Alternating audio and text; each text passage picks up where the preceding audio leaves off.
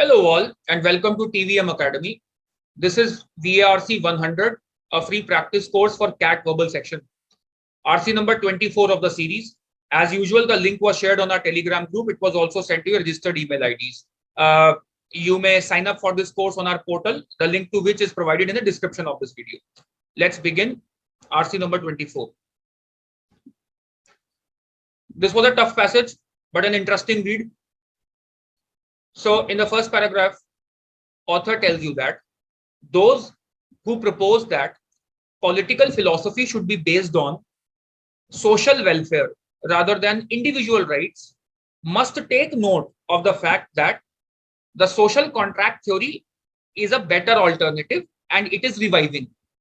So basically, author shows a slight disagreement with these people who think that political philosophy should be based on the idea of greater good, social welfare, community welfare, rather than individual welfare. So he shows disagreement with these people, which means he probably thinks that individual rights are also important in political philosophy. Okay. In the second paragraph, he starts explaining the social contract theory. So in the social contract theory, he tells us rational men and women assume total ignorance of their status in society to arrive at just rules for society, for governing the society. So rational men and women gather and they forget about their status in society, their gender, their class, their ethnicity, the privileges that they have, everything, their education level. So they forget their status in society and then they start establishing rules of justice and liberty for governing the social order. Okay. In the next paragraph, author elaborates on this idea. He says, starting from such a position of ignorance, these people are able to set, they're able to ensure justice and liberty for every member of society. Okay. Finally, in the last paragraph, he acknowledges that there are some objections to this theory, that this is impractical.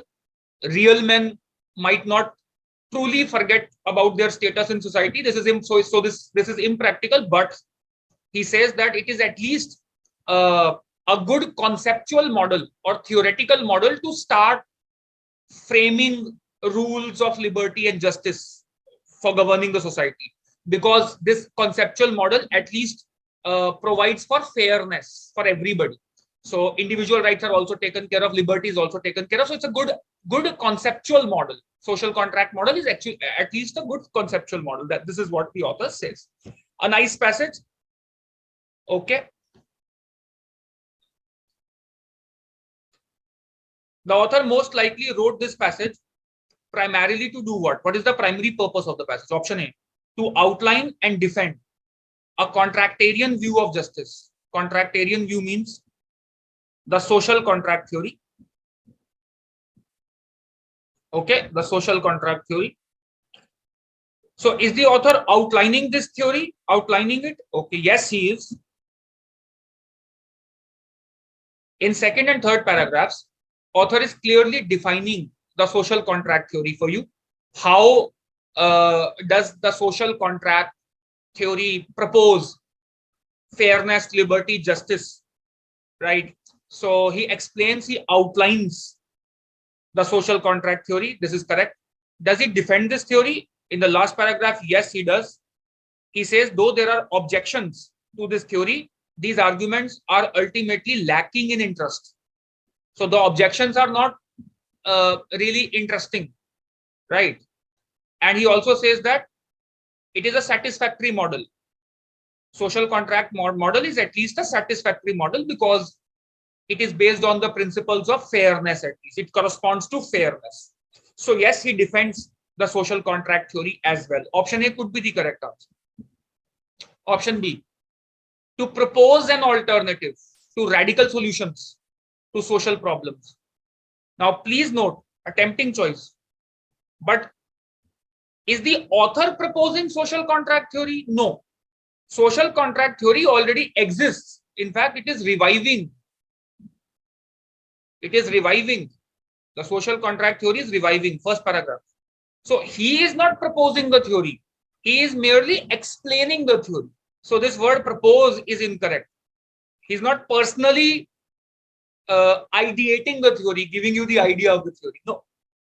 So factually incorrect. Option C, to compare the utilitarian and the contractarian theories. Correct. He does compare utilitarian and contractarian theory, but only in the first paragraph. After that, he merely discusses the contractarian view. He is not discussing utilitarian model at all after it. So this is an understatement. Understatement means minor discussion, not the primary purpose of the passage. The primary goal is to discuss the second theory, social contract wala, not the utilitarian theory at all. So comparison is an understatement. Also, please note, author does not objectively compare utilitarian and social contract theories. He also favors one of them. He favors the social contract theory.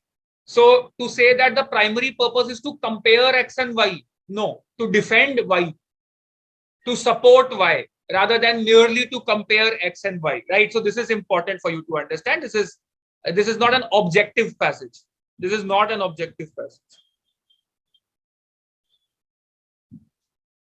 Option D, to resurrect the idea of the social contract. Now again, the idea of the social contract is already resurrecting. It is not the author of this passage who is resurrecting this idea. So this is wrong attribution to the author. The idea is already resurrecting. Author does not resurrect the idea, right? So this also goes out. Also goes out. Resurrection means revival, by the way. Okay. Question 2. Which of the following would not be classified as the utilitarian way of conducting social affairs? Now, this is interesting. This is nice. What is the utilitarian way of conducting social affairs? First sentence. The utilitarian model subordinates individual rights to a calculus of maximum social welfare. Understand this sentence. Subordinate means to make inferior, to make less important, to make inferior. So utilitarian model makes individual rights inferior to social welfare. So greater good is more important. So basically, community welfare, social welfare, community welfare, greater good is more important than individual rights. Individual rights. Individual rights can be traded off, they can be compromised for the sake of community welfare, is what utilitarian model says. Okay. So let's see now options. Question is, which of the following would not be classified? So 3 will be classified as utilitarian viewpoints. They will adhere to this idea. 1 will not. That's our answer. Option A, prohibiting homosexual relationships because they pose a threat to the social fabric. If you prohibit homosexuals, it means that you are compromising individual rights for the sake of community welfare because they pose a threat to social fabric. So yes, this is a utilitarian way of doing things, conducting affairs. Option A cannot be the answer. It is a utilitarian way. Revoking free access to education in colleges and schools. Well, please note, if you revoke free access to education, community welfare is compromised. So it is not greater good, it is greater bad. You are revoking free access to education. So this is contrary to utilitarian model of thinking. Option B should be the correct answer, but let's look at other options also. Making vaccination against a communicable disease mandatory.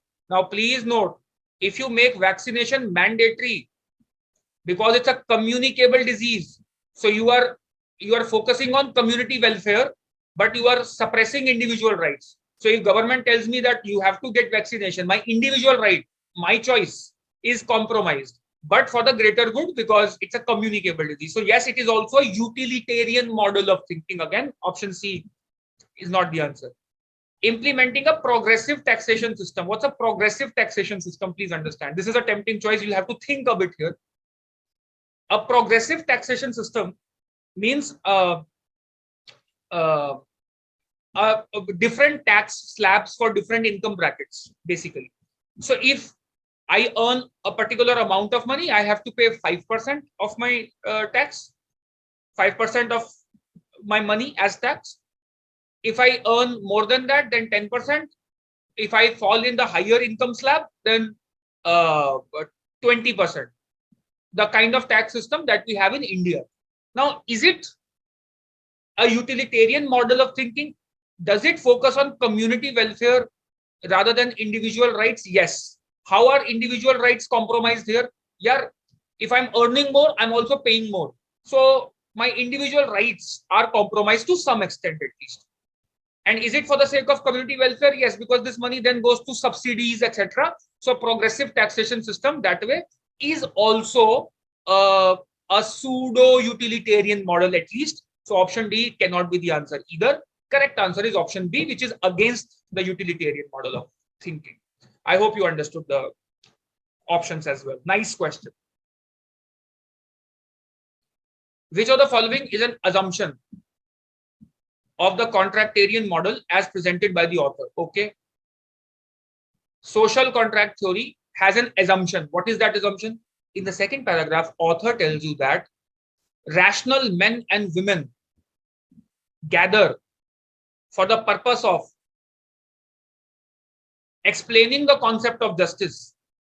They assume, this is the assumption, they assume that these people make their decision behind a veil of ignorance. So they pretend that they don't know their status in society, their gender, their ethnicity, their privileges, their education level, etc., their social, their class, their caste, nothing. So they assume a veil of ignorance. This is the assumption behind social contract theory. Okay. Option A, the decision makers act before acquiring any place in the social order. Exactly. So they assume that they are not at a particular position in society. They are just like everybody else. Everyone is equal. They assume that, they pretend to forget their social place. So option A is the correct answer. This is exactly what they are assuming. All members of the contracting group will place a high value on personal liberty. There's no such assumption. This is the outcome. According to the discussion in the third paragraph, this might be the outcome of such an exercise. But this is not the assumption, underlying assumption. No. So, not the answer. Justice can only be secured by ensuring that all positions in the social order have equal power and status. There was no talk of equal power and status. In fact, social contract theory admits that there is a lottery of birth, and some social and economic inequality will be there because of the lottery of birth. So it does.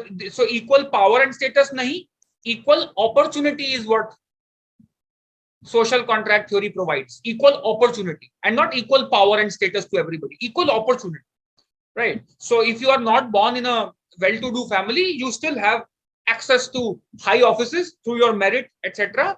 So you have opportunity to be there. But you will not automatically have equal power, and everybody will not have equal power and status. This is not what social contract theory proposes. So this is alien idea. Option D, the contracting parties will seek to safeguard their own liberties at the expense of the right. This is opposite. The contracting parties, the people who set the rules, assume that they don't know their status. So they act as neutral parties, just like everybody else. All of them are equals. So option D is opposite to what the social contract theory assumes. Nice question. Question 4. The author implies that a party to the social contract who chose to gamble on the outcome of the social order would select a principle of justice. In what way? Okay, let's see. You understand the meaning of this sentence. Author says there are objections.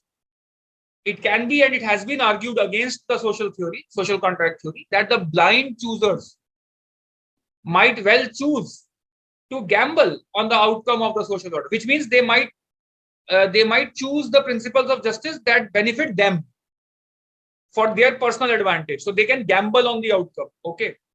It is an objection to the social contract theory, because ultimately the wheel of ignorance is only pretentious.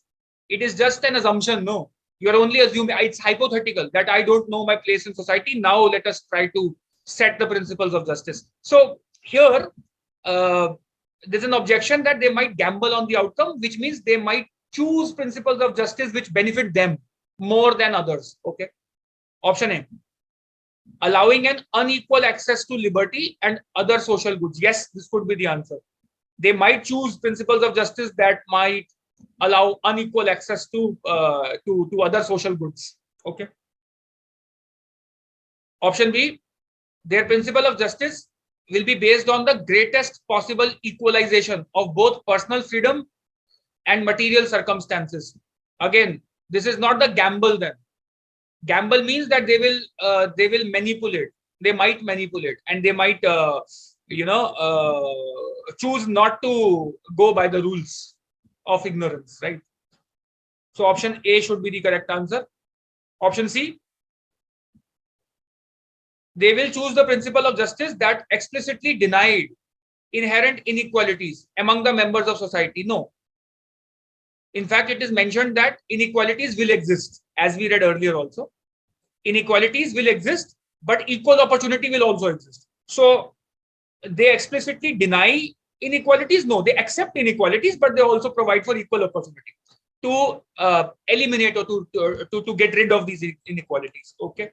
So this is contradictory to what the passage says, already mentions.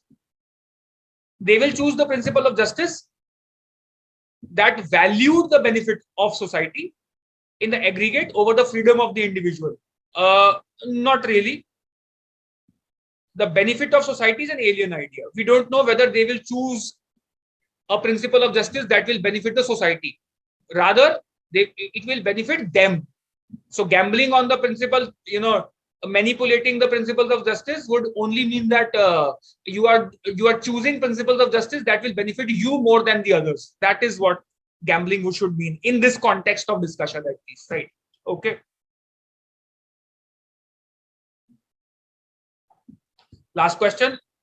Can be inferred that the author feels the ideas of John Rawls are relevant today because, okay, here he says they are relevant today because today people are rushing to radical solutions. So he thinks that the ideas of John Rawls are an alternative to these radical solutions. That is why he proposes them. So these are better ideas, at least.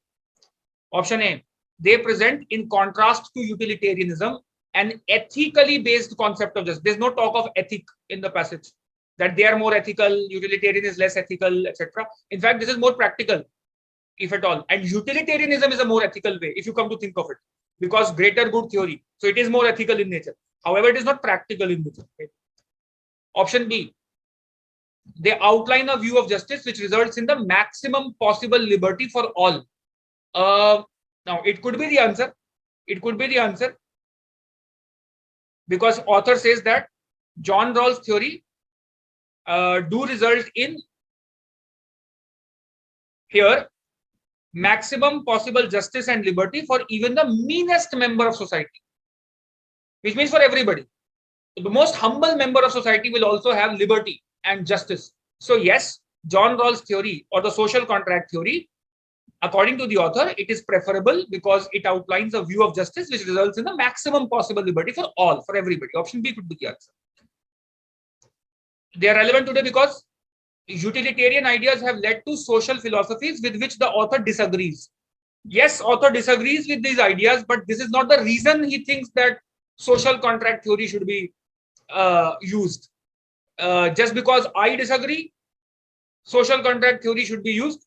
That's no logic. Because there are problems in the previous theory, utilitarian theory, and there are benefits associated with social contract theory, which author explains. That's the reason why author thinks that it is relevant today, rather than It is relevant because I disagree with the other theory. That does not even logically make any sense. So logically inconsistent with the question. Logically inconsistent with the question, with what the question demands. Okay. Last, new evidence has strengthened the idea of social contract. There's no new evidence mentioned in the passage at all. There's no new evidence mentioned. Okay. So, I hope you enjoyed this passage, and it was a longish discussion. This video, I think, has been on the longer side, relatively longer than usual. So this passage was interesting. This is political philosophy, and I strongly recommend that you read this John Rawls' theory of justice, a little bit about it. John Rawls' theory of justice. It's a beautiful, beautiful read. So if you read such heavy, dense text, you get comfortable with these types of passages in the long run. So keep reading, keep improving. Cheers to learning. Until next time, bye-bye.